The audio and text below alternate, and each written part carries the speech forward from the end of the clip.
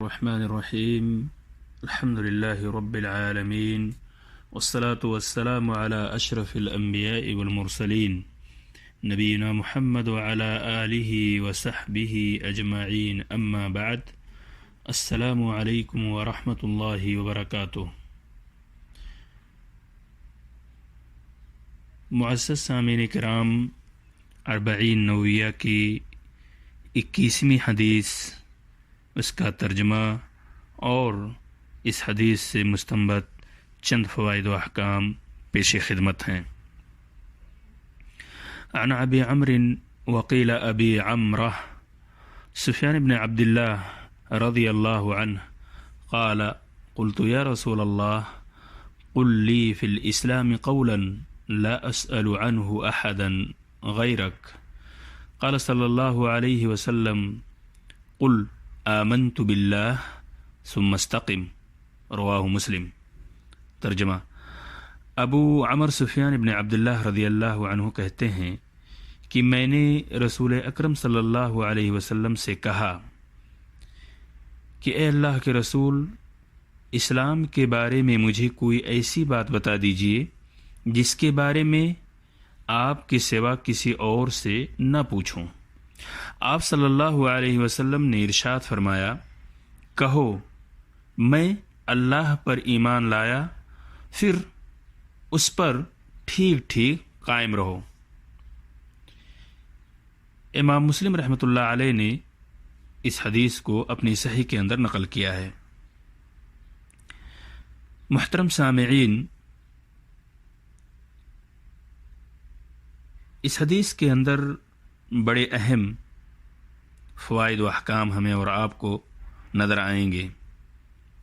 پہلی چیز تو یہ مستنبط کیا جائے گا اس حدیث سے کہ صحابہ رضوان اللہ علیہم اجمعین مفید سوال کرنے کے بڑے حریص تھے، خصوصاً ایسے سوالات جن میں علم و عمل پایا جاتا ہو۔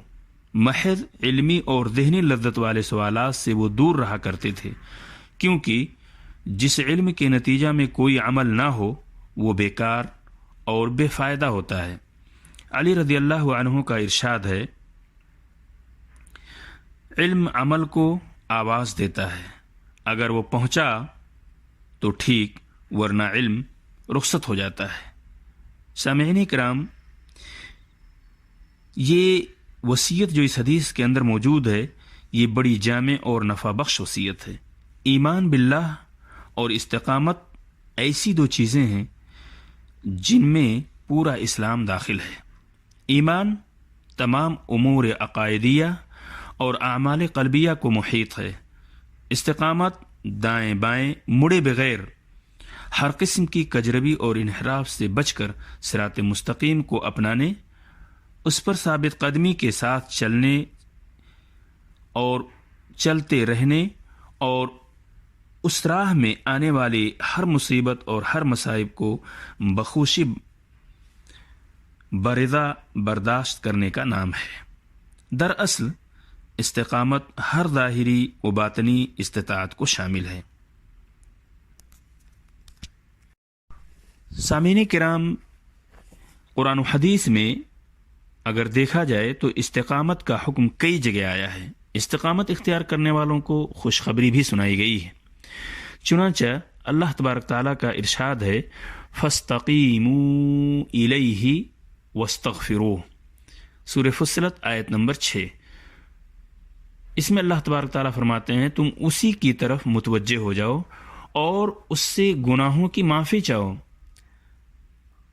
نیز اللہ تبارک تعالیٰ کا ارشاد ہے، ان الذین قالوا ربنا اللہ ثم استقاموا تتنزل علیہم الملائکہ الا تخافوا ولا تحزنوا وابشروا بالجنۃ التي کنتم توعدون۔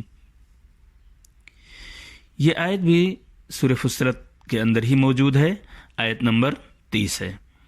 واقعی جن لوگوں نے کہا کہ ہمارا پروردگار اللہ ہے، پھر اسی پر قائم رہے، اسی پر باقی رہے، ان کے پاس فرشتے یہ کہتے ہوئے آتے ہیں کہ تم کچھ بھی اندیشہ اور غم نہ کرو، لا تخافوا ولا تحزنوا، تمہیں اندیشہ اور غم کرنے کی ضرورت بالکل نہیں ہے، بلکہ اس جنت کی بشارت سن لو جس کا تم وعدہ دیے گئے ہو، جس کا تم سے وعدہ کیا گیا ہے۔